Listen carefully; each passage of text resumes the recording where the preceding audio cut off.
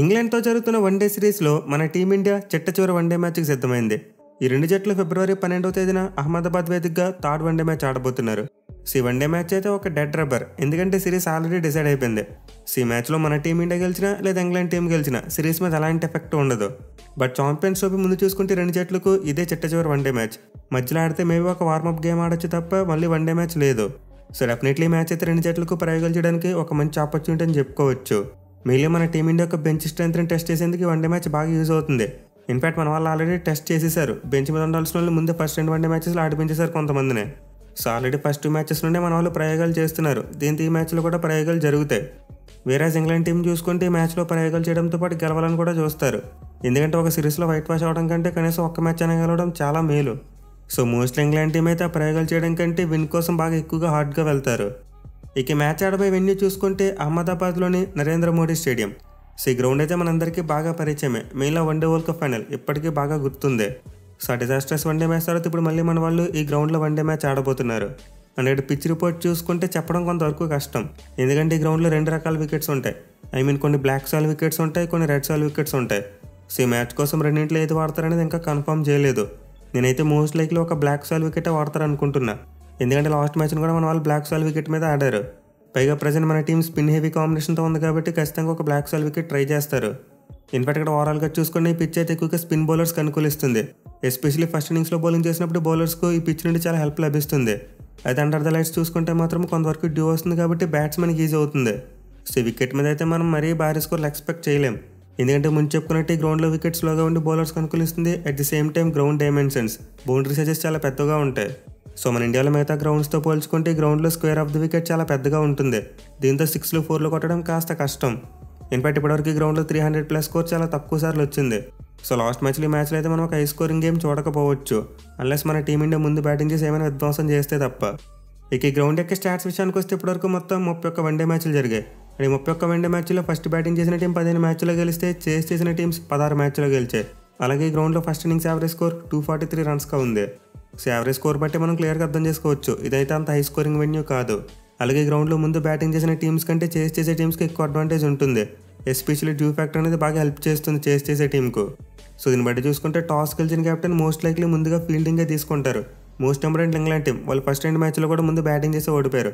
దీంతో వాళ్ళు ఈ మ్యాచ్లో టాస్ గెలిస్తే మోస్ట్ లైక్లీ ముందుగా ఫీల్డింగే తీసుకోవచ్చు.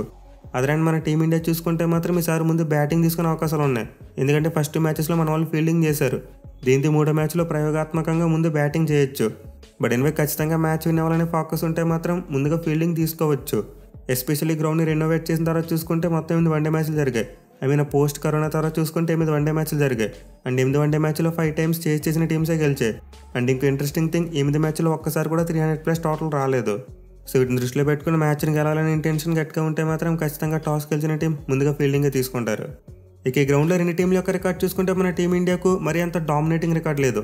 ఇప్పటివరకు మన టీమిండియా గ్రౌండ్లో మొత్తం 20 వన్డే మ్యాచ్లు ఆడింది. అయితే 20 వన్డే మ్యాచ్లో మన వాళ్ళు గెలిచింది 11 మ్యాచ్లోనే, 9 మ్యాచ్లు ఓడిపోయారు. అంటే 50% కంటే కాస్త ఎక్కువగా ఉంది. అదే మీరు మిగతా ఇండియా గ్రౌండ్స్లో చూసుకుంటే మన వాళ్ళకి మోస్ట్ ఆఫ్ ది గ్రౌండ్స్లో డామినేటింగ్ రికార్డ్ ఉంటుంది, కానీ ఈ గ్రౌండ్లో మాత్రం మరీ అంత డామినేషన్ కనబరచలేకపోయారు. అయితే ఇంగ్లాండ్ వాళ్ళకి చూసుకుంటే మాత్రం ఈ గ్రౌండ్లో అద్భుతమైన రికార్డు ఉంది. వాళ్ళు ఈ గ్రౌండ్లో ఇప్పటివరకు 4 వన్డే మ్యాచ్లు ఆడితే 3 గెలిచేశారు, ఒక్క దాంట్లో మాత్రం ఓడిపోయారు. అంటే ఈ గ్రౌండ్లో వాళ్ళ విన్ పర్సెంటేజ్ మోర్ దాన్ 70 ఉంది. బట్ ఇంగ్లాండ్ టీం ఓడిపోయిన ఒకే ఒక్క మ్యాచ్ చివరిగా 2023 వన్డే వరల్డ్ కప్లో వచ్చింది. అంటే మ్యాచ్లో న్యూజిలాండ్ వాళ్ళు అయితే ఇంగ్లాండ్ టీంని చాలా దారుణంగా ఓడించారు. సో ఈ మ్యాచ్ రిజల్ట్ బట్టి అలాగే ఇంగ్లాండ్ టీం యొక్క ప్రజెంట్ ఫామ్ బట్టి చూసుకుంటే మన టీమిండియానే ఈ గ్రౌండ్లో కూడా ఫేవరెట్స్గా ఉంటారు. ఇక టీమ్స్ విషయానికి వస్తే ఇంగ్లాండ్ టీం అయితే ఈ సిరీస్లో ఇప్పటివరకు అనుకున్న స్థాయిలో రాణించలేకపోయింది. ఇన్ఫాక్ట్ అసలు ఈ టూర్లోనే వాళ్ళు సరిగ్గా ఆడలేకపోతున్నారు. సో ఫస్ట్ మ్యాచ్లో వాళ్ళ బ్యాట్స్మెన్ ఫెయిల్ అయితే 2వ మ్యాచ్లో వాళ్ళ బౌలర్స్ అనుకున్న స్థాయిలో రాణించలేకపోయారు. దీనివల్ల వాళ్ళకి 2 మ్యాచ్లో కూడా పరాజయం తప్పలేదు. మోస్ట్ ఇంపార్టెంట్ వాళ్ళకి బ్యాటింగ్లో చూసుకుంటే పెద్ద ఇన్నింగ్స్ ఆడే ప్లేయర్ కరువు అయిపోయాడు. సో వాళ్ళు బ్యాటింగ్ చేస్తున్నప్పుడు ఆల్మోస్ట్ ప్రతి బ్యాట్స్మెన్కి కూడా స్టార్ట్ వస్తుంది, బట్ ఎవరు కూడా స్టార్ట్ని ఒక పెద్ద ఇన్నింగ్స్గా కన్వర్ట్ చేయలేకపోతున్నారు. దీనివల్ల టోటల్ స్కోర్ మరీ అంత పెద్దగా మారట్లేదు. సో వన్డే ఫార్మేట్లో ఉండే మెయిన్ ఇష్యూ ఇదే, క్యామ్ ఇన్నింగ్స్లతో మ్యాచ్లు గెలవడం చాలా కష్టం. ఖచ్చితంగా ఎవరొక బ్యాట్స్మెన్ 3 ఫిగర్ మార్క్ అందుకోవాలి. అందుకని అతని చుట్టూ మిగతా బ్యాట్స్మెన్ అంతా క్యామ్ ఇన్నింగ్స్లో ఆడినా పర్లేదు, ఒక భారీ స్కోర్ వస్తుంది. అలా కాకుండా మొత్తం అందరూ కూడా క్యామ్ ఇన్నింగ్స్లో ఆడతామంటే పెద్ద స్కోర్ రాదు. ఇన్ఫాక్ట్ ఆ మొమెంటం దొరకదు రెగ్యులర్ ఇంటర్వెల్స్లో వికెట్లు కోల్పోతూ ఉంటే. సో ఇంగ్లాండ్ బ్యాట్స్మెన్ అయితే దీని మీద కాన్సన్ట్రేట్ చేయాలి. క్రీజ్లో సెట్ అయిన తర్వాత తమ వికెట్స్ని త్రో చేసుకోకూడదు. అలాగే మిడిల్ ఓవర్స్లో వాళ్ళు స్ట్రైక్ని కూడా ఎక్కువగా రొటేట్ చేయలేకపోతున్నారు. ఎస్పెషల్లీ హ్యారీ బ్రూక్ అయితే ఎక్కువ డాట్ బాల్స్ ఆడిస్తున్నాడు. సో మిడిల్ ఓవర్స్లో మన టీమిండియా బ్యాటింగ్ వాళ్ళ బ్యాటింగ్ కూడా మేజర్ డిఫరెన్స్ ఇదే. మన వాళ్ళు సింగిల్స్ తీసి స్ట్రైక్ రొటేట్ చేస్తున్నారు అండ్ లూజ్ బాల్స్ వస్తే బౌండరీస్ కొడుతున్నారు.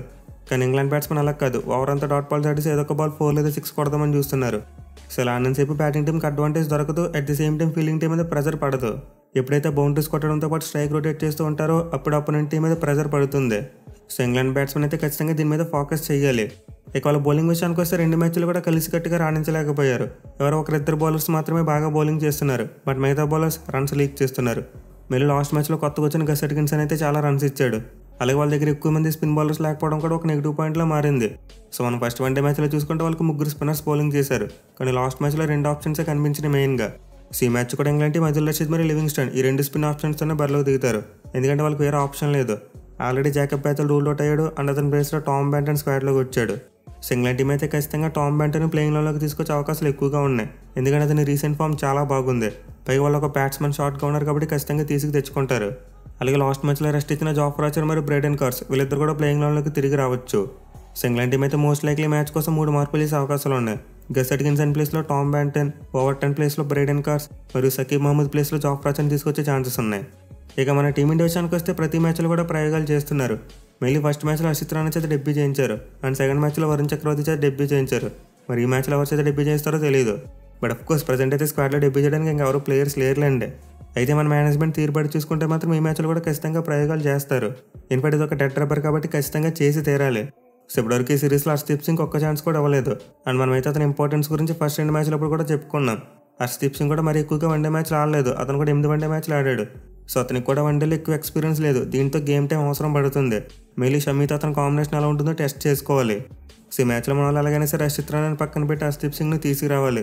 మెయిన్లీ మన వాళ్ళు లాస్ట్ మ్యాచ్లో పవర్ ప్లేలో వికెట్ తీయడంలో ఫెయిల్ అయ్యారు. సో ఖచ్చితంగా హర్షదీప్ సింగ్ లాంటి బౌలర్ అవసరం ఉంది. అలాగే లాస్ట్ మ్యాచ్లో సర్ప్రైజింగ్లీ వరుణ్ చక్రవర్తిని ఆడించారు.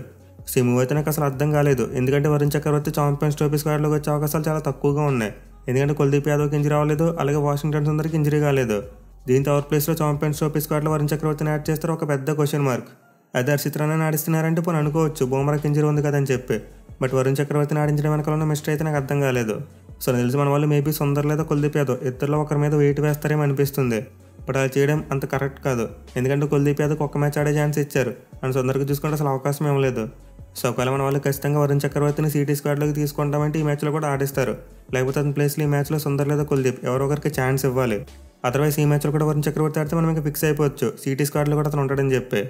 ఇక మిగతా చేంజెస్ విషయానికి వస్తే వికెట్ కీపర్ విషయంలో కూడా మార్పు జరగవచ్చు, ఎందుకంటే ఫస్ట్ 2 మ్యాచెస్లో కేవలం పెద్దగా రాణించలేదు, దీంతో రిషబ్ పంత్కి ఛాన్స్ ఇచ్చే అవకాశాలు పుష్కలంగా ఉన్నాయి. అయితే కొంతమంది ఆర్గ్యూ చేయొచ్చు రాహుల్ నెంబర్ 6 ఆడించారు అన్యాయం జరిగిపోయిందని చెప్పి.